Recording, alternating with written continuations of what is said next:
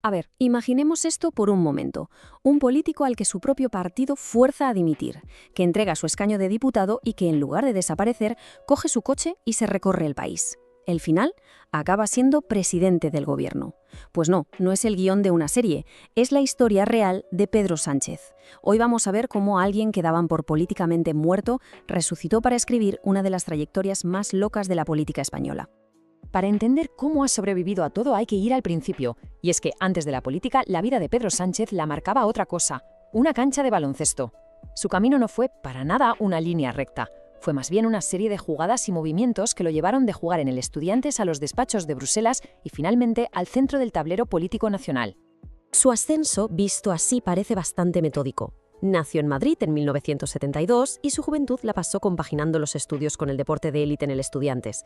Se afilió al PSOE en el 93 y de ahí fue subiendo escalones, concejal, europarlamentario, hasta que en 2014 rompió el molde. Se convirtió en el primer secretario general del PSOE elegido directamente por los militantes. Parecía que tenía un liderazgo a prueba de bombas, pero se estaba formando la tormenta perfecta.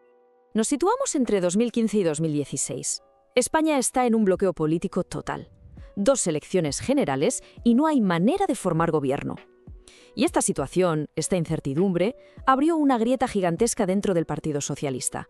Una grieta que casi se lo lleva todo por delante. El partido literalmente se partió por la mitad. Por un lado, los sanchistas, los fieles a Sánchez y su famoso no es no, que se negaban en redondo a dejar gobernar al Partido Popular, y por otro, los susanistas, con la entonces todopoderosa Susana Díaz a la cabeza, que pensaban que lo mejor era abstenerse y evitar el caos de unas terceras elecciones. Eran 2 bandos totalmente irreconciliables. Y aquí es cuando la guerra interna se vuelve pública y explota. El 28 de septiembre de 2016, 17 miembros de la ejecutiva del partido, todos del sector crítico, dimiten en bloque. Ojo, que no fue algo casual, fue una maniobra perfectamente coordinada y con un solo objetivo: dinamitar desde dentro el liderazgo de Pedro Sánchez. La cosa se volvió personal y muy pública. Esta frase de Felipe González, que es una de las figuras más importantes de la historia del socialismo español, demuestra hasta qué punto se había roto la confianza. La guerra ya no era por debajo de la mesa, era una guerra total y a cara de perro, con los grandes nombres del partido dándole la espalda. Y el momento cumbre llegó el 1 de octubre, en un comité federal que fue, un auténtico espectáculo. Horas de tensión, gritos, acusaciones y al final una votación. La propuesta de Sánchez fue derrotada por 132 votos contra 107 y justo después presentó su dimisión. Había perdido el partido, había perdido el control. Y aquí llega el movimiento que lo cambió todo. No solo perdió el liderazgo.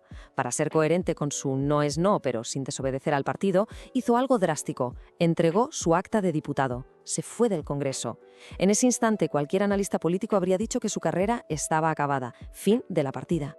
Pero claro, si la historia acabase aquí, no estaríamos haciendo este repaso. Lejos de desaparecer, Sánchez estaba a punto de empezar su segundo acto. Vamos a ver cómo se gestó una de las remontadas más bestias de la política de este país. Aquí es donde empieza el manual de resistencia en la vida real. Primero, el gesto de dejar el escaño. Después, se sube a su coche y empieza a recorrerse España, agrupación por agrupación, para hablar con los militantes de base. ¿El resultado? En 2017, contra todo pronóstico y contra el aparato del partido, arrasa en las primarias. Y con ese poder recuperado, solo tenía que esperar su oportunidad para dar el golpe definitivo. Y esa oportunidad llegó en 2018. Vio la debilidad del gobierno de Rajoy, después de una sentencia por corrupción, y movió ficha. Articuló una mayoría parlamentaria y sacó adelante la primera moción de censura que ha triunfado en la historia de la democracia española. Y así, sin pasar por las urnas, Pedro Sánchez se convirtió en presidente del gobierno.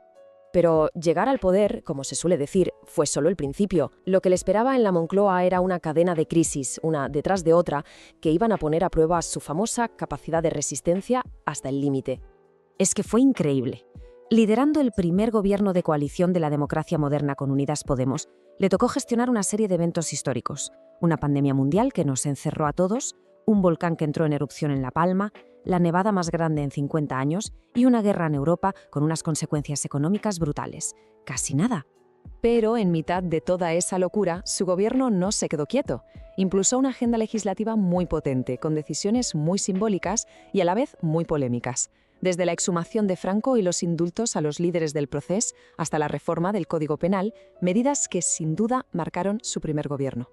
Toda esta etapa, la caída, el regreso inesperado, él mismo la contó en un libro, y el título no podía ser más acertado: Manual de Resistencia, porque ya no era solo un relato, era la forma de construir su propia marca, la del gran superviviente de la política española. Pero la historia, claro, no termina ahí. Tras una derrota muy dura en las elecciones municipales y autonómicas de mayo de 2023, muchísima gente volvió a darlo por acabado. Y una vez más, Sánchez reaccionó de la forma más inesperada posible.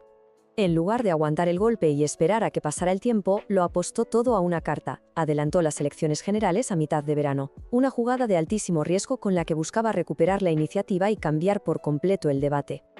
El resultado de las elecciones fue un auténtico galimatías. A pesar de no ser la fuerza más votada, Sánchez demostró de nuevo su habilidad para negociar. Consiguió tejer una mayoría súper compleja y bastante frágil de 179 escaños, necesitando el apoyo de hasta 7 partidos distintos para poder seguir en el poder. Y su mandato actual, pues, está totalmente definido por esos pactos y por decisiones de un calado político enorme. Desde la tramitación de una muy polémica ley de amnistía, que fue la clave para su investidura, hasta una posición muy firme en política exterior. Y todo esto mientras enfrenta una oposición institucional muy fuerte, que controla el Senado y la mayoría de las comunidades autónomas. Al final, Pedro Sánchez ha demostrado ser un maestro de la reinvención, capaz de convertir derrotas que parecían seguras en victorias. Toda su trayectoria nos deja con una pregunta en el aire: ¿cuál será el próximo capítulo para el superviviente por excelencia de la política española?